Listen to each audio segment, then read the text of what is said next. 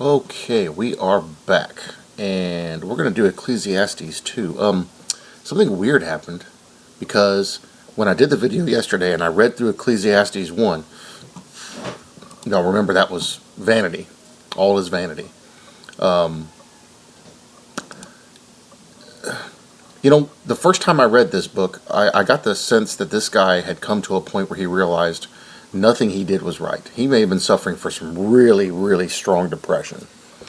And I've read the book of Ecclesiastes, three times all the way through.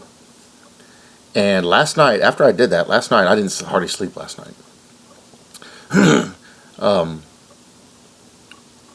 That it kept rotating through my head, Ecclesiastes. I was like, is this another book you want me to read?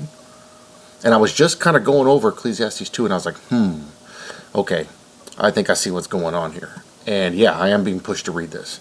So we're going to do a video series on Ecclesiastes. I'll redo Ecclesiastes 1 as a separate one to add in, but yeah, we're going to go through there and we're going to do this because there's some good stuff in here. And I think the reason why I'm being pushed to do it is because it may give us a greater understanding of the futility of all of this. The futility of everything we have. It's dust. And to create a greater sense of spirituality and focusing on the Spirit.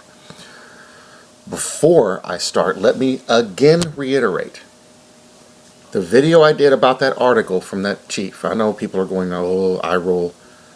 The video I did, I wasn't coming against Nez or Fiery Girl or anyone else that posted that video. Several, I think it was 3 subscribers, asked me specific questions about that article. And that's where I got that article from. And I went and I dug into it and looked it up. And I did that video on that.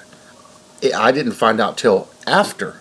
Because Fiery Girl we were talking in chat, and she's going on about that, and I was like, why are you upset? I was trying to figure out, well, why is she upset? And then she said she had posted that up and then was taken down. I was like, oh, wait a minute. I didn't know you posted that. So then I went and looked, and I checked with Nez, and she had it too. So I watched their videos. They did nothing wrong. They didn't do anything wrong. Their channels, they post what they want. I absolutely do not want to be an influencer on what people post on their channels. I'm glad Fire Girl put it back up, because there are points that are being spoken in there that people need to see. And even the inaccuracies need to be viewed, because what that'll do is give you a much greater sense of what's happening, and you know what to look for the next time you see something like that. It's all learning. It's all helping in mental development and thought processes. But I am in no way coming against them. I support them. And I support what they posted on that stuff. I just did my video outside of that, unbeknownst that was already going on over there. So don't anybody get the idea that I was coming against them. I was not. And don't give them grief over it. It doesn't matter if there's inconsistencies in the article. In my video, if you listen to what I said, I go over these things and look at them before I post them. And so there's a lot of stuff I don't post because of the inconsistencies.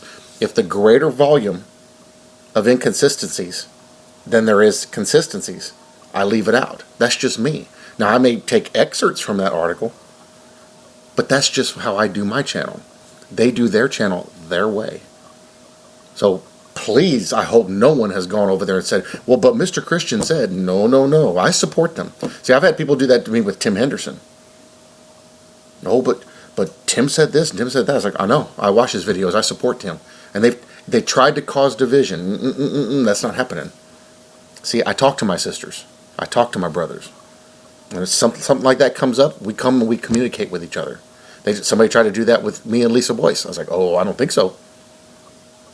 So I absolutely support them in what they're doing. And I support those videos that they put up. I think they should have posted them, because it does give you, even if there's stuff wrong in there, it does give you a sense of the impending urgency of this situation and how it's affecting people. Korea now has a huge outbreak of coronavirus. That's South Korea. No, I have a friend and his family in South Korea right now. North Korea, that is suspected that they have a large outbreak of it. Every nation is getting this. So any information, even if there's some incorrect information mixed in, which Newsflash, every news story has incorrect information in it. There's none of them that are 100% accurate. It needs to be posted. So please, no one get the idea that I was coming against them. I want to make sure I get that point vibrantly clear. Okay, Ecclesiastes 2. And I was going to say, well, I'm going to post that article, but I already did. I already put it in a video. So, the vanity of self-indulgence, Ecclesiastes 2. I said in my heart, let's go through this because I think it's going to give us a pretty interesting message. I said in my heart, come now, I will test you with mirth. Therefore, enjoy pleasure. But surely, this also was vanity. I said of laughter, madness, and of mirth, what does it accomplish?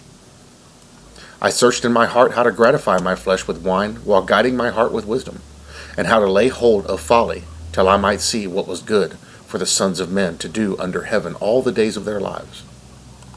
I made my works great, I built myself houses and planted myself vineyards. I made myself gardens and orchards, and I planted all kinds of fruit trees in them.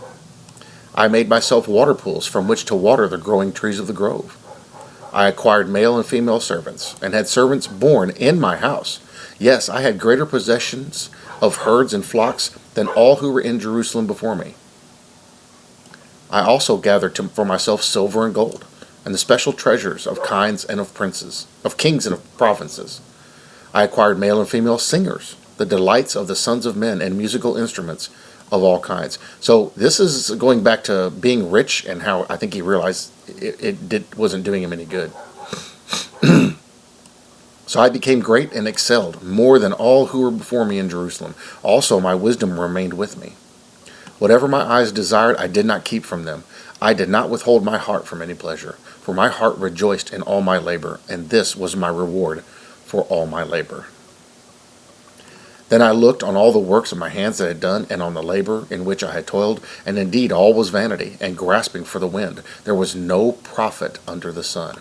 So the point he's trying to make here is that all those things that we do, all those nice vehicles, all those big, here in Texas it's having a big shop. All those big shops, quads, off-road vehicles, hunting ranches. People strive to pay millions of dollars for hunting ranches down here. It's all vanity because it doesn't serve anything except us.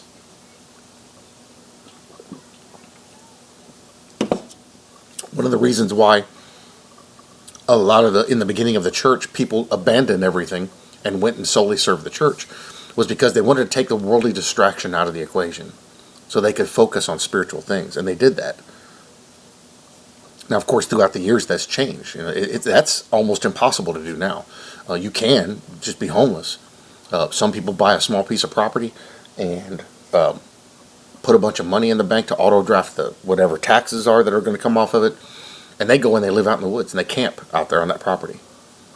I actually knew a guy who was involved with that. He was a Vietnam veteran, and he lived with a couple other guys, and they lived in little shacks that they just threw up on this piece of property out in the middle of nowhere. Nobody knew about them. They lived as cheaply as they could. And their thought process was the same way. I don't need all that stuff. That's all a waste of energy and a waste of time and a waste of money. This is how we live. And I think whoever this is, it's dawned on him, I have all this, but what good does it do me? What purpose is this going to serve? It doesn't help me at all, except it makes me happy for a moment, and then it's gone. And like he said, it's grasping at the wind. There was no profit under the sun. The vanity of living wisely. So I think he suffered from a lot of depression, whoever this is. Then I turned myself to consider wisdom and madness and folly. For what can the man do who succeeds the king? Only what he has already done. Then I saw that wisdom excels folly as light excels darkness. The wise man's eyes are in his head, but the fool walks in darkness. Yet I myself perceived that the same event happens to all of them.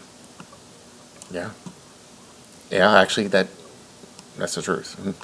So I said in my heart, as it happens to the fool, it also happens to me. And why was I then more wise? Then I said in my heart, this is also vanity. For there is no more remembrance of the wise than of the fool forever. That's pretty profound. Since all that now is will be forgotten in the days to come. And how does a wise man die? As the fool. He's right.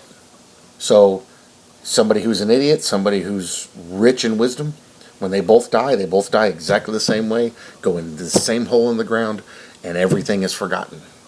Everything they've learned is forgotten. Everything they know is forgotten. Who's on the greater end of that deal? Because in chapter 1, much knowledge and wisdom is actually, it's a burden. It's a curse. Knowing too much is a curse. I can attest to that. Not that I know a lot of things, but yeah. Sometimes there's things that you know that you wish you didn't know. Therefore I hated life, because the work that was done under the sun was distressing to me, for all is vanity and grasping for the wind. Something profound happened to this guy. I haven't done a bunch of studying into the book of Ecclesiastes, but something profound happened to him to bring him to this understanding. The vanity of toil. Then I hated all my labor in which I had toiled under the sun, because I must leave it to the man who will come after me. And who knows whether he will be wise or a fool? Yet he will rule over all my labor in which I toiled, and in which I have shown myself wise under the sun. This also is vanity. I just had an epiphany, because I was listening to somebody yesterday, I forget who it was, but they were talking about, it might have been DTBM YouTube channel. They were talking about people, when the tribulation comes, there's a lot of people that are laying up stuff and storing up things. He goes, he doesn't want us to store those things up for the Antichrist, because they're not for us. If we get raptured, it's not going to do anybody any good. And the way the world's going to be at that time, Antichrist is going to take everything. And when I was reading this, I just remembered that. He's laying it up for the next guy to come and take it over. Therefore I turned my heart and despaired of all the labor in which I had toiled under the sun. For there is a man whose labor is with wisdom, knowledge, and skill, yet he must leave his heritage to a man who has not labored for it. This also is vanity and a great evil.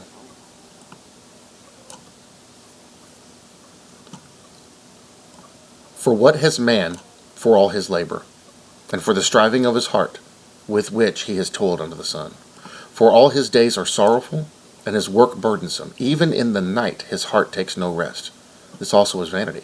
Yeah, because if you're always having to think about those things. Nothing is better for a man than that he should eat and drink, and that his soul should enjoy good in his labor. This also I saw was from the hand of God. Now wait, let's read that again. For all his days are sorrowful, and his work burdensome. Even in the night his heart takes no rest. This also is vanity. Nothing is better for a man than that he should eat and drink, and that his soul should enjoy good in his labor. This also I saw was from the hand of God. For who can eat, and who can have enjoyment more than I? For God gives wisdom and knowledge, and joy to a man who is good in his sight. But to the sinner he gives the work of gathering and collecting, that he may give to him who is good before God. This also is vanity and grasping for the wind. A lot of profound statements going on here. This guy had some issues, but I think it was because something had happened to him, and that's why he was going through this and coming to this realization. Let's go through the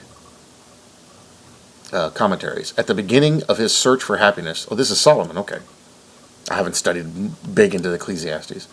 At the beginning of his search for happiness, Solomon erected a splendid home and planned all kinds of delights of an artistic and sensuous nature. There were gardens, pools of crystal water, fruit trees, meadows filled with cattle, regal splendor, musicians who poured into the palace their sweet melodies. He went further, adding to architecture and art his intellectual pursuits. But when he had gone to the furthest limit, he turned from it all with the old gnawing at his heart, vanity of vanities. A few days before his death of the great Cardinal Mazarin, he was heard by a friend to utter something of the same sad refrain. I was walking, says this friend, in one of the apartments of the palace, when I recognized the approach of the cardinal by the sound of his slippered feet, which he dragged one after the other as a man suffering from a mortal malady. I concealed myself behind the tapestry and heard him say, as he looked at one picture and rare treasure after another, I must leave all these.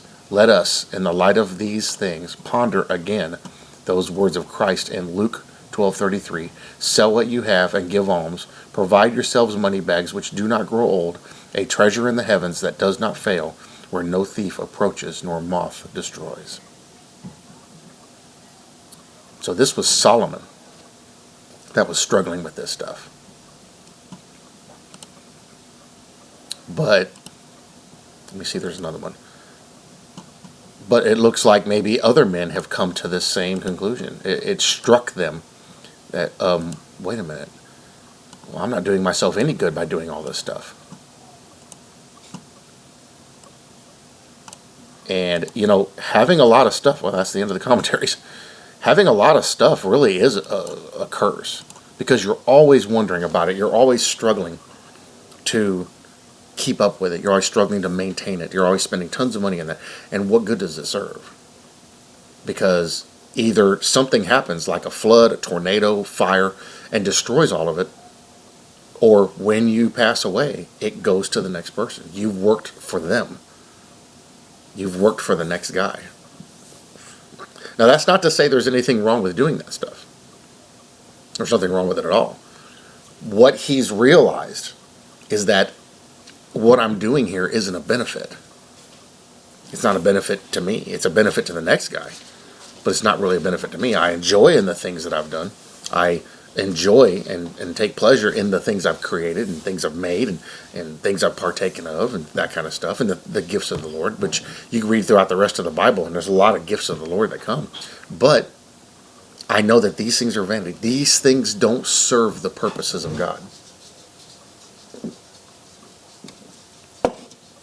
That's what's so nice about what we do in this dispensation age. Because the sacrifices aren't of physical nature. They're of a spiritual nature. Prayer, intercession, giving thanks, standing in the gap for others. These are the things that mean something. What we do here, this means nothing. This, again, I think as we go through Ecclesiastes, now that I know that's what was going on, I had to push to read it, we're going to start to realize even more. Nothing we do here in this matters anymore. And I think Solomon had come to that realization. I think many others throughout the years have too. I know I have. This doesn't matter anymore. It's already been dealt with. It's already been done with. It's dust, it's vapor, it's wind. It's gone. But it's that inner man, that spiritual man. That's the one that's being focused on and being looked at. That's the one that needs to take care of business. So, follow me through this as we go, and let's see where this leads us. Because I never fully understood what was being spoken of in here, but now that I know more about the scripture and have been made more aware of certain things, this may actually make a whole lot more sense. And we'll see where it goes. There's 12 chapters. We're 2 in. Thanks, guys. Thank you for watching. Thank you for supporting me. Thank you for looking for something from these videos that you can receive, that you can use to bless you. And thank you for the comments. Thank you for the blessings. Thank you for the correction, Allison, because I did misspeak in that video. Thank you for pointing out different things. Thank you for inspiring me, because you guys inspire me. To see the prayers working, to see the little bits of details and understandings that are popping out of the Word helping people. That's an inspiration to me. And I appreciate you guys taking the time to watch and to look and to see how this stuff unfolds. I'll see you guys in the next video.